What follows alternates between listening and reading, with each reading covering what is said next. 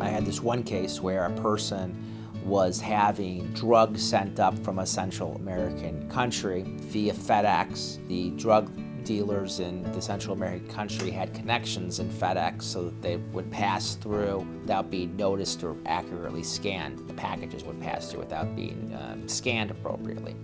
And then the people would pick up the drugs from the FedEx or have the FedEx delivered to a place of business in the New York City area, and then they would send the drugs to whomever it was. Sometimes when people are arrested for these type of crime, they are doing these crimes for money because they're up a creek.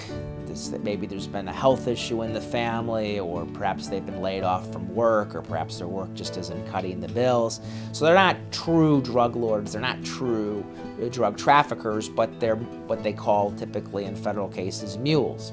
They're doing little things to effectuate the conspiracy. Oftentimes, the U.S. Attorney's Office recognizes it. Now, while I still strongly believe and know that compared to most other countries in the world, we have some of the harshest penalties for criminal activity, particularly in drugs, and they're far too harsh. But sometimes the prosecutors know that this is not a type of person that should go to prison for a minimum of 5 years or a minimum of 10 years. The person should have the opportunity to cooperate with the U.S. Attorney's Office and receive a lesser sentence. Now, here is the key. When you cooperate with the U.S. Attorney's Office, one of the things that a person has to do is they have to meet with typically the arresting agent and others sometimes, and depending on how big the person involved in the drug conspiracy is, sometimes they send up people from Washington, D.C., from the DEA down there, experts at intelligence on drugs, and I've had that happen, and other people that are higher up the chain of command in the DEA or the FBI that know about the drug cases.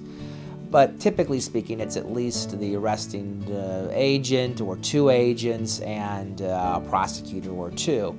And these meetings typically occur in a U.S. government office. So when a person meets with the U.S. Attorney's Office, one of the most important things is that the client must be forthright and honest to the U.S. Attorney's Office. They must be forthright and honest. And that's one of the things that I strive to explain to my client, but not just explain to my client. I want to meet with my client and practice